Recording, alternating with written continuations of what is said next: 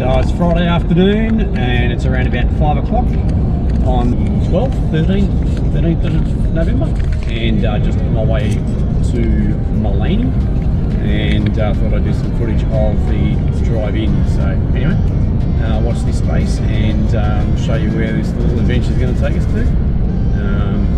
Flying solo this weekend in this way, and yeah, I'm only about 10 minutes off finding the property, and I'll video going in. Here we are, now in.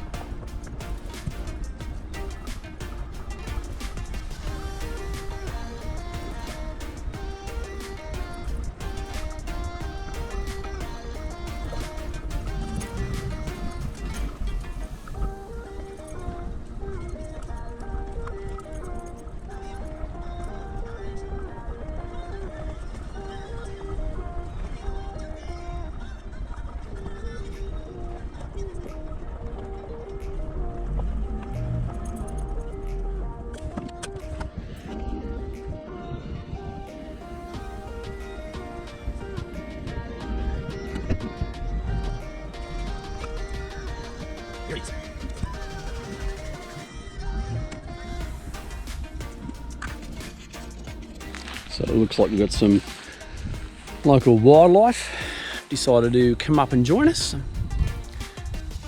So they've ventured over from the hill over there. I've been watching them pretty much for the afternoon, and they're slowly migrating over, which is exactly what they did last night, to come over and say g'day. So I think I mentioned earlier, I'm at the Riverdell campsite. Obviously it's a farm. I'm on the ocean view, and that's why. It's probably pretty hard to see on this, but there's the ocean, and there's the hills. Pretty damn nice. There's a house over here in the distance. I don't know if you're actually able to see that on this. It sits right on top of that hill over there. What a spectacular spot to live. Even right there in front of us, that would be friggin' awesome too. So anyway, I'll give you a bit more of a close-up view of these guys when they come closer.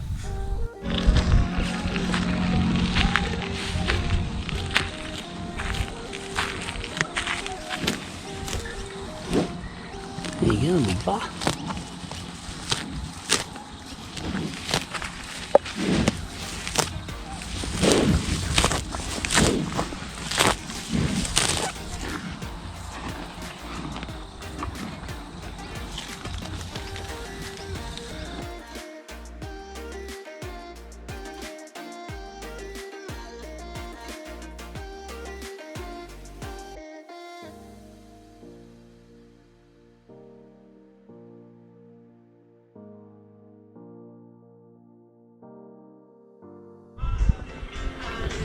So again, beautiful view, and doing some innovative cooking. This is what happens when you forget your spatula, because you washed it up last time you were here and then forgot to put it back into your kit. So this is not exactly the best way of doing this. However,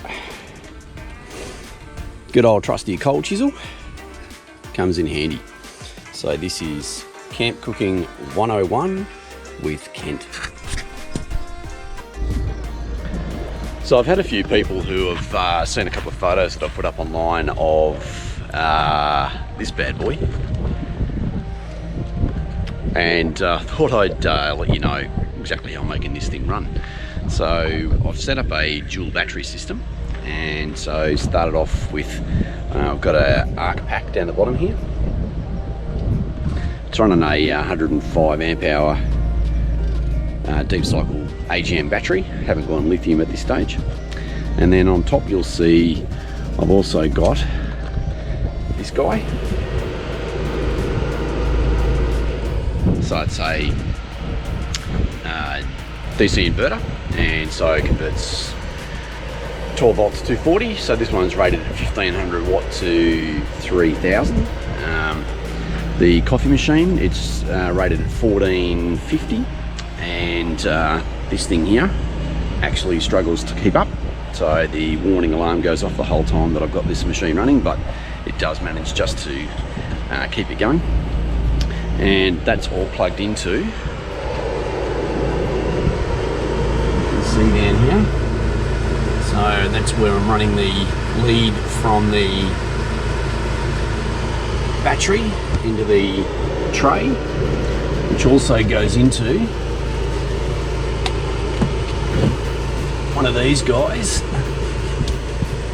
from Kick-Ass. And basically what that does is it prevents the main battery draining if this one happens to run out. So as you can see, I'm also running a fridge. So this is an early model Evercool fridge. It's a fridge freezer. Had this thing for about 12, 13 years, and it runs like an absolute gem. So a little bit of repair work along the way, but it works. And then we've got this guy.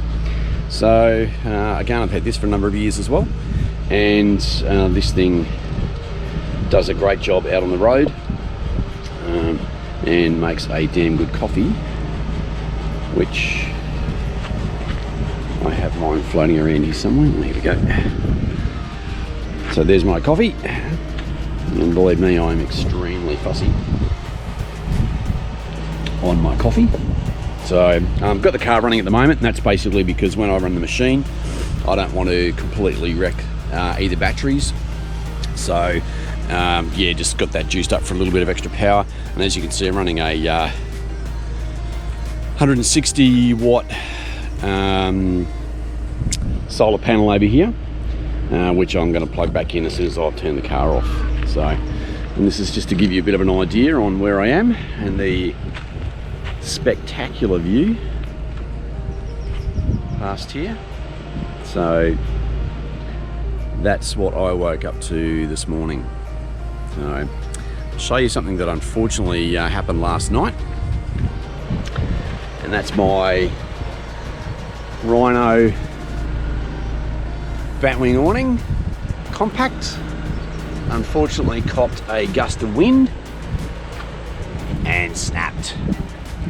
So my job for today is to put all of that back together again. So lucky I brought the spares.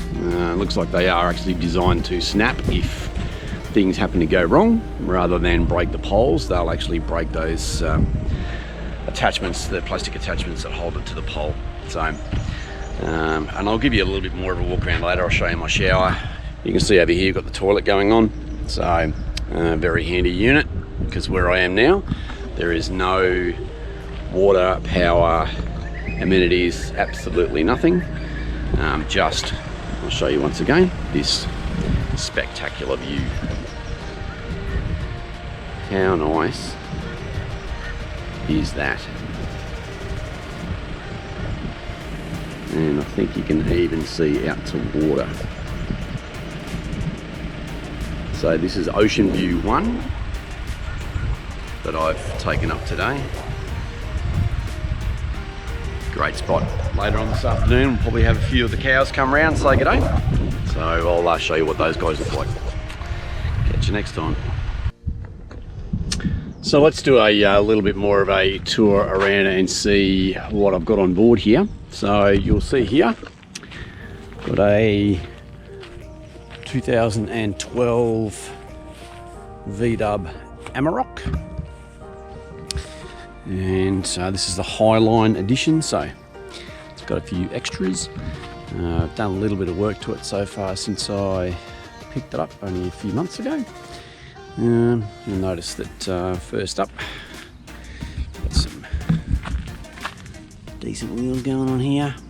So we've got some Nudo grapplers, and they're 285 70/17. So they fill out the guard, and you can see a little bit of scrubbing there. They probably fill it out a little bit too much. These side steps here, they'll eventually go. They'll be replaced by some black ones.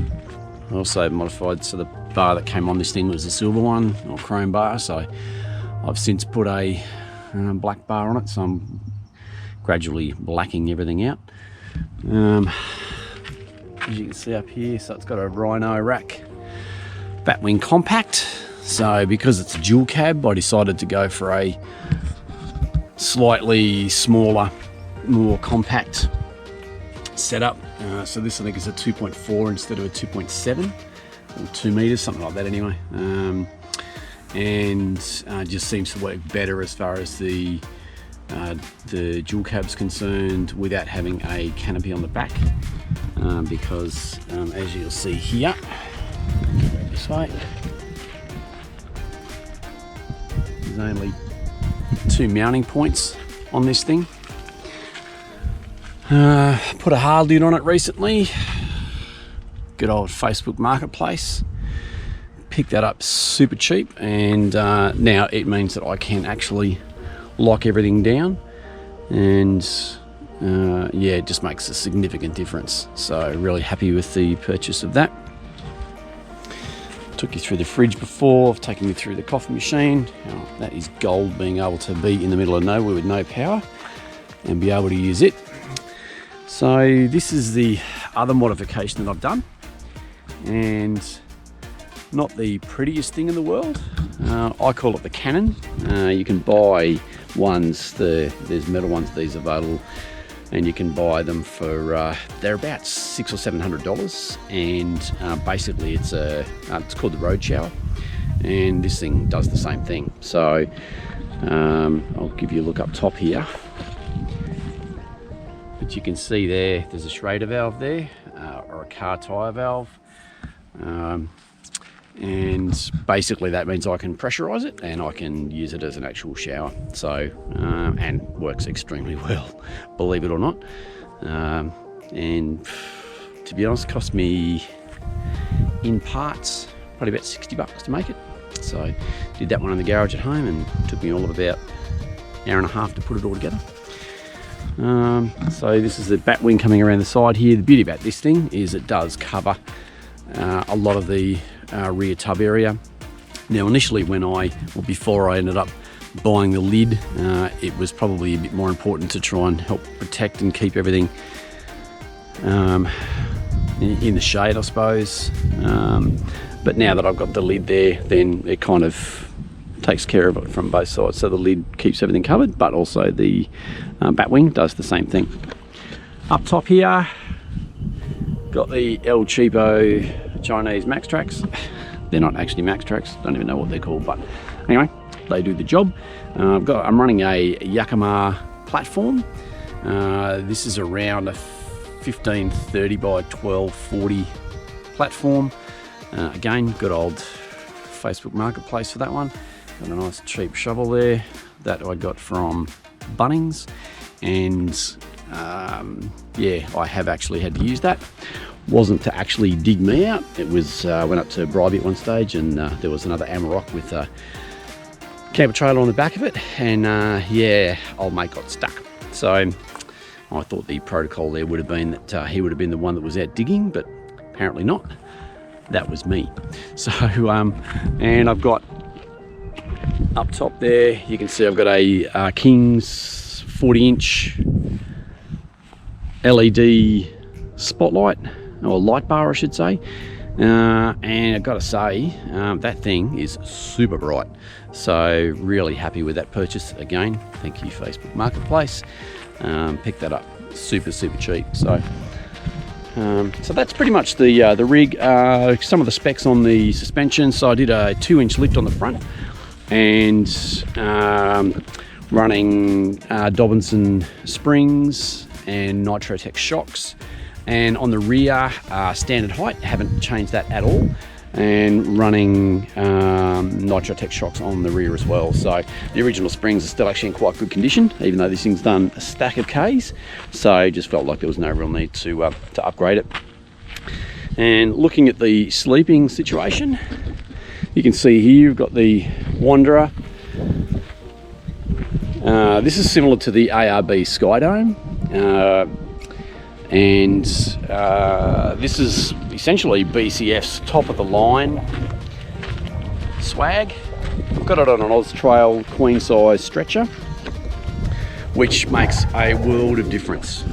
So if you've got a swag out there and you're not overly comfortable laying on the ground and you've got really ordinary mattress, then I highly recommend putting it onto a stretcher. The only real downside to the stretcher is it does have the bar that runs down the middle, and so to overcome that, I'll show you inside here. And this has only just been a recent addition. I'm running 2 self-inflating Denali mats. They're the Ultimates. So they're a self-inflating mat. So basically what that does is, because I've got one on each side, it kind of raises the height of the mattress. And then I've got a foam mattress across the top. It's a, what's it called? Anyway, got a foam mattress that sits on top, and it's like super comfy. So the combination of the two, a little bit longer in the setup of it when I get here, but I've got to say, for the comfort, it's just amazing. So just running a King's fan up here. So picked one of those up pretty cheap. They're actually really cool. The light on them is great for a swag. As you can see, there's a point up there we can actually hook it to. There's about 3 of those points in this particular swag, and yeah, it actually does a really good job. So for the sake of, I think it's 20 bucks, they run on D-cell batteries. Batteries cost you nearly as much as what the fan does these days. But yeah, anyway, it's a good setup. The beauty about this swag too is it's freestanding.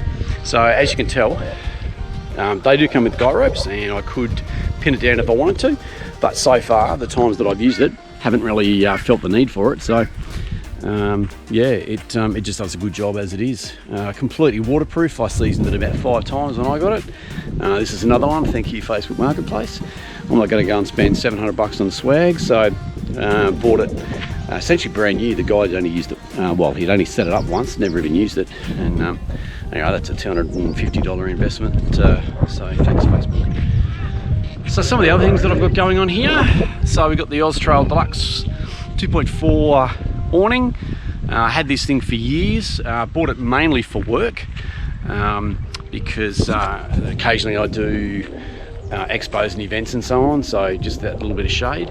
And so yeah, this thing's certainly seen a few days, but does a really good job. Pretty easy to set up.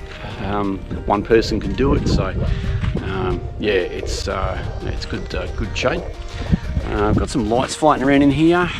Pretty sure that we got these from 4Drive Super Centre, I think it was. They sell them as a complete set, and that comes with about half a dozen of these things, and they're magnetic, so really cheap with a dimmer, but they do a really good job. So we generally use those in our caravan, so I've stolen those out of the van for the weekend, and yeah, they provided really good light last night, and I do like the fact that they are dimmable.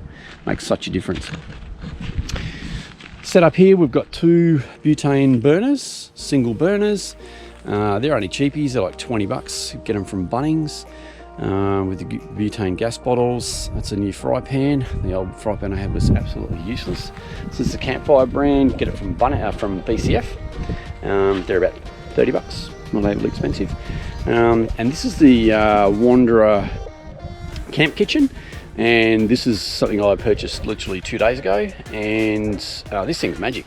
Like, folds up really, really compact. And if you look at it online at the moment, there's another company called MacPack that actually sell these things online, and they've got a deal going at the moment where they've reduced them as a clearance to 100 bucks, but you can actually get an additional 20% off, so they're $80. The beauty about it though is that you can actually go to BCF and they will price match. So yeah, I picked that that that camp kitchen. They retail for about $180, and I picked it up for $80, so absolute bargain.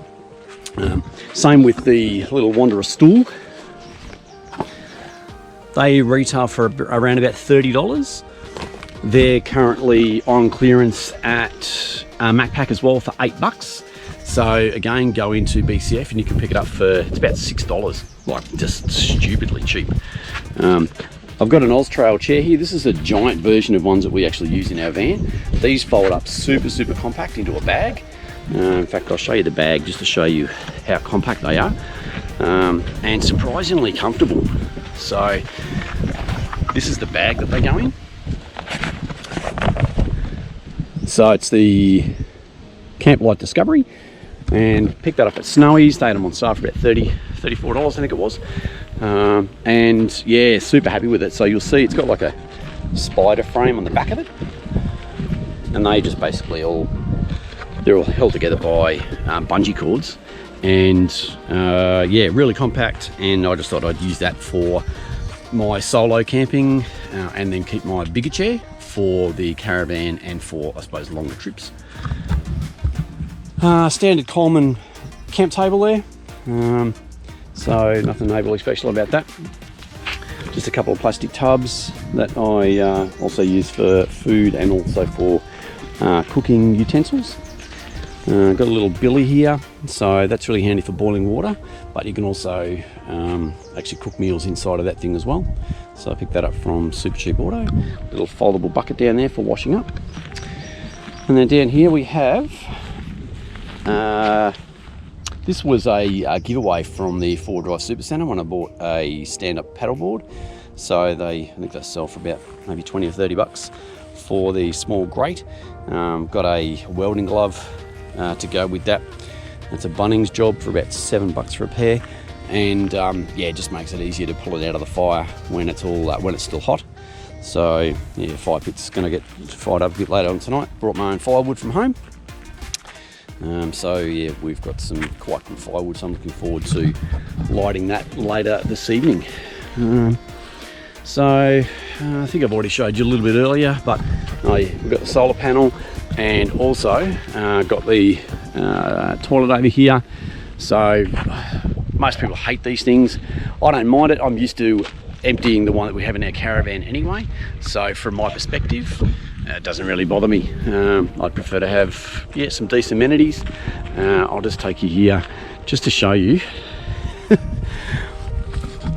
There's the view from inside the loo. So that's pretty spectacular if you ask me. I think the only one that's really outdone that from my point of view was years ago on Fraser Island, when I had to go up to the top of a hill and dig a hole, and yeah, the view from there was just ridiculously spectacular. So anyway, that's a little bit about the setup that I have going this weekend, slowly adding a little bit more here and there. Planning on a Fraser Island trip that's coming up hopefully next year. Just trying to work out a weekend when we can get up there. So I'll be taking myself and fiance up there.